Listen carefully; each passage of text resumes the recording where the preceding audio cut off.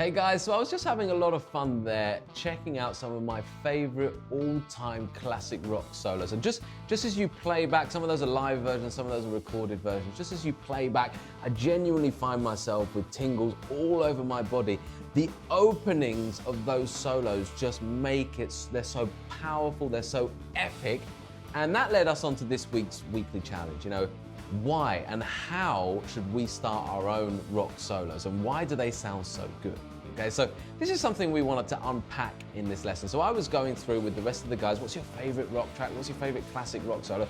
And we listened to about 10 different tracks of some of the biggest tracks, rock tracks in history, and we discovered something very, very interesting. So I got Alex involved with me. I asked him to play the chord, the first bar of each of these tracks, whilst I play the first bar of that solo.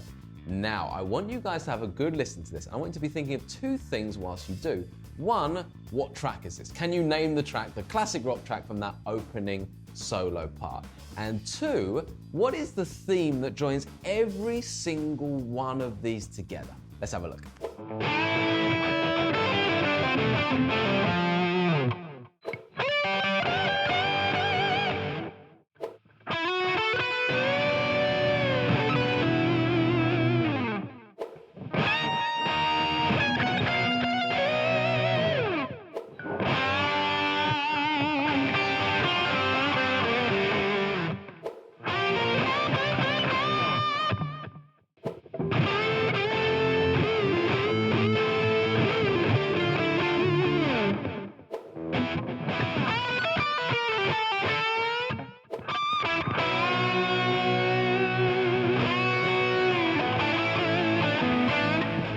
Okay guys, so hopefully you enjoyed that, and do try and see if you can guess each one of those tracks. Pop them in the comments below, and right at the end of the video, we're gonna reveal what every single track is so you can double check you got it right. Now then, back to the theme of this video. What is the common denominator between all of those tracks? And there are two things. The first is that opening bend, you know, that big old wallop of a bend, and normally it's this tone, this full tone bend, okay? And we actually had a look through all of these, and some of them are bending up to the root, some of them bending up to the fifth, the perfect fifth, some of them are going up to the third, some of them even the second. So it's all kinds of degrees within the scale, and I'm actually going to walk you through some great ideas when I'm over in Studio B in a second, but that is a clear denominator between all of these epic rock solos, that bend. So the first thing for your head is, as you're coming to do that big rock solo, kick off with a bend. So the second thing that we notice in not all of them, but certainly some of them, and the more kind of variety of tracks that you listen through, I'm sure you'd hear this more and more, is this clear anacrusis. In music, an anacrusis is a note or sequence of notes which precedes the first downbeat in a bar. So what that means in real terms is the bit before the bend. So we've got that big bend which is typically on the first beat of the bar. That's that wallop, here we are. But quite often, as we heard as we go through those solos, not all the time, sometimes it's just bang on the one. The first note is on the one, it's that big bend.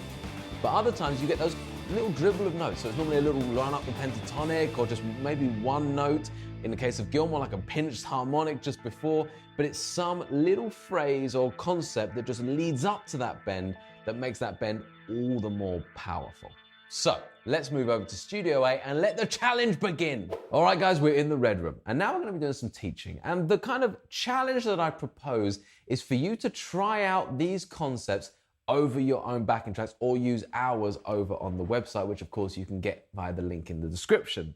Now, the idea is to take a kind of precursor, so a little run of notes up to hitting the bend, that big bend on the start of the bar, okay? And as we broke down all those tracks, I'm still not gonna say what they all are, but as we broke them down, we realized that the most common bends were up to the fifth, the root, sometimes the third, and definitely the second as well was in there. So we've got all these different types of bends, and all of them have a slightly different edge. So we're gonna kind of break them down now.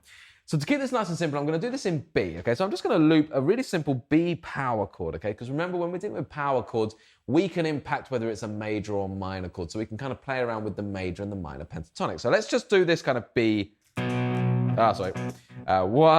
2, 3, 4. 2, 3, 4. So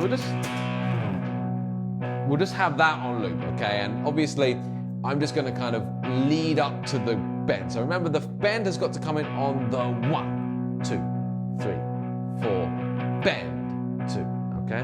And I might do a little precursor of notes up to that 1. So it might be da da da bam, like that, okay? Or seeing as I have a guitar in front of me, something like, you know, that little lead up of notes, okay?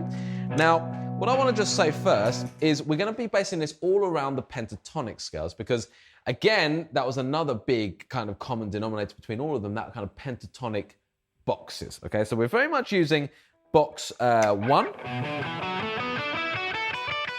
And in this instance, I'm doing B minor, and I'll just clean that up a little bit. So box 1. And I'm also going to be using a little bit of that box 2 in B minor, okay? Now remember, guys, if you're unsure about any of this stuff, the basics of the scales and how to put them in different keys, we've got so many great courses. So just get in touch and we can tell you exactly what courses to go and study to get this nailed, okay? We're also going to be doing the B major pentatonic shape one. So rather than kind of doing the B minor box 1, we kind of just move that down to this kind of, this B shape, this G-shaped cage chord, and use the box shape there. So that's major. Again, if you're unsure of that, I would highly recommend tackling some of the full courses over on our website. Now then, let's start with the classic, the 4th to the 5th bend, which is this one. Okay, so if I was in that pentatonic box, that box 1, that's the 3rd, that's the flat 3rd, that's the 4th, and if I slide up to there, that's the 5th, okay? So let's just have a listen to how that sounds, just doing that bend. So.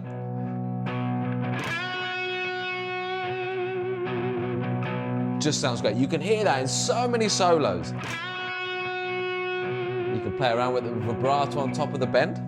I'll do it again. 4. Okay. Now that's the 4th to the 5th, so that's fantastic. You can play that also up the octave, so we can get this kind of. That's right at the top of that pentatonic box 2. Okay, that's the 4th to the 5th. That's that sound. Okay, so it's kind of important to get this in your head. Now we've also got the flat 7 to the root. That's another really common one. So if I'm on my pentatonic box 1 in minor, that's my flat 7, and my root's up a tone. So I'm going to do this bend. And we can hear that's obviously super resolved, super clear, because we're just targeting that root note, okay? Okay, so this is going to be great for you guys to just simply work on your bends, the pitching of the bends. Sometimes you can do it fast. Sometimes you're going to hear it slower. Okay, but either way, you've got to kind of check the note that you're trying to pitch it against and then play it. You know, so we're trying to really kind of pitch those correctly. So that's the flat 7 to the root, okay? We also had other examples whereby we used the 2nd degree, for example, and that was a really cool one based around the pentatonic box 2. So if I'm in box 2, that's actually your root, and if I bend that up a tone, that takes me to my 2nd.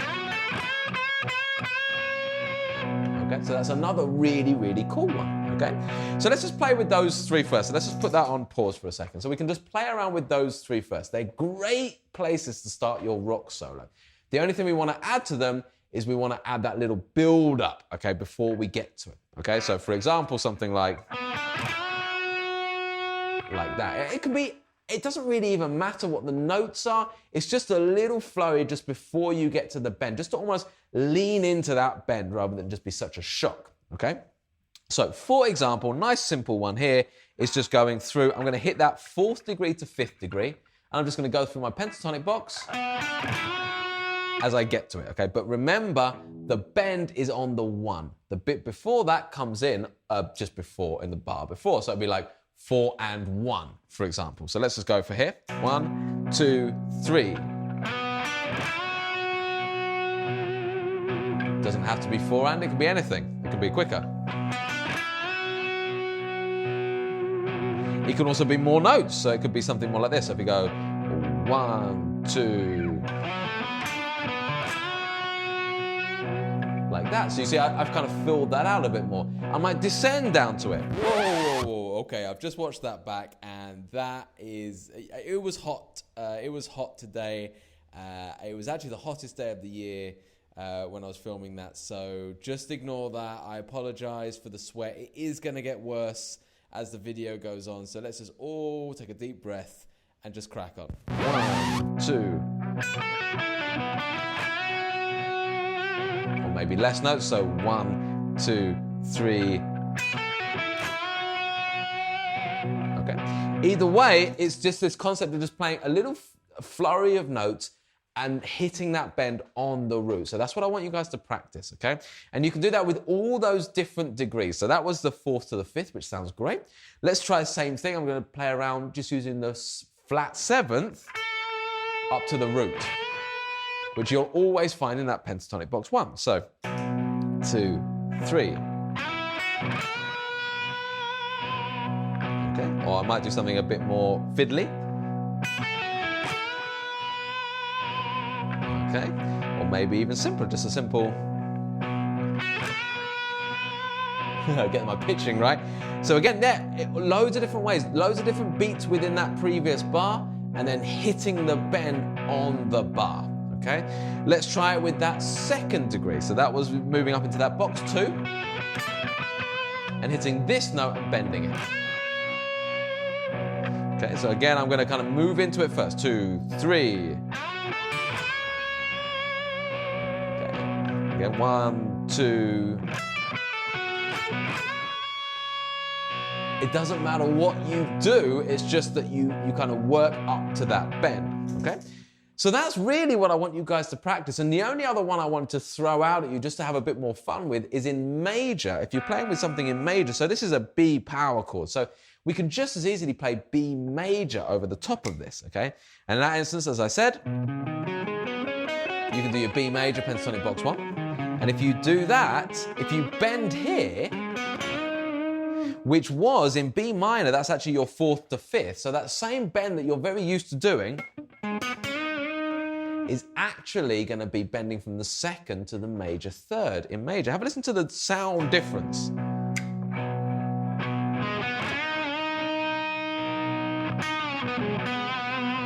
Right? Just reminds me of all the Oasis tracks ever written. Okay, so that's another really nice, useful one. If you're in major, doing the bend in that pentatonic shape 1 at that point is actually bending up to your major 3rd, which sounds great. So I'll do it again. A little lead in.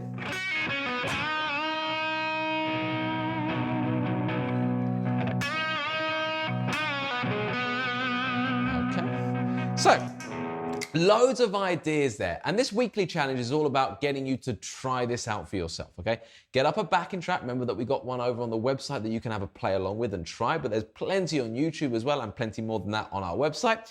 And you can just play around with this. So I want you to hit a big bend, note down to yourself, is it bending up to the root? Is it bending up to the 5th? Is it bending up to the 2nd? Or is it something else? Is there something else that you really like there as well that you can then go, okay, I know how to do this now at the start of my solos? Or are you in major? And if you're in major, try bending up to that major 3rd as well, okay? And then just see how it sounds by putting in a little precursor, okay? So that couple of notes that just lead up to that bend, and off you go. And if history has taught us anything, then that is the best way to start a rock solo.